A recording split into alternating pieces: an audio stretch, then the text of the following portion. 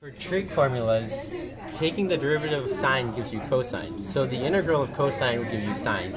You do this for all the other trig functions. For example, sine gives you negative cosine. And you add c, which is the constant of integration.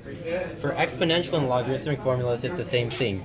Since the derivative of e to the u is just e to the u, the antiderivative or integral of e to the u is also e to the u.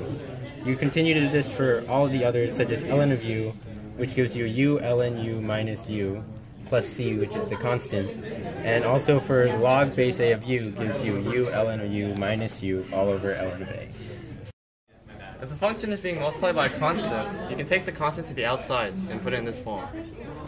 If it's two functions being added together, you can take the integral of both of them separately, like this.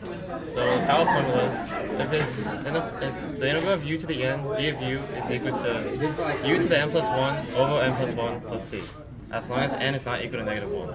If n is negative 1, then it's equal to the ln of u plus c.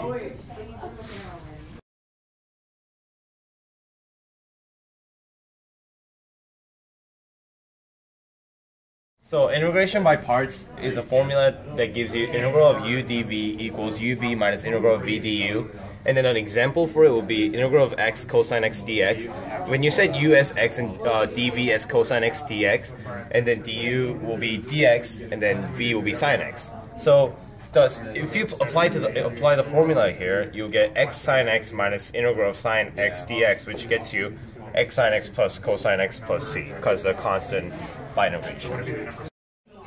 For trig subs, we find that some integrals have the form of a squared minus x squared, a squared plus x squared, or x squared minus a squared all square rooted.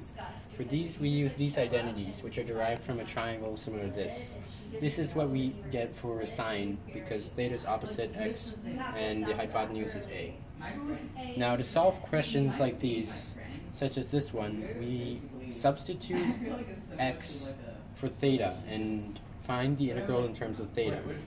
So here we see that x squared is equal to a squared sine squared theta, and dx becomes a cosine d theta.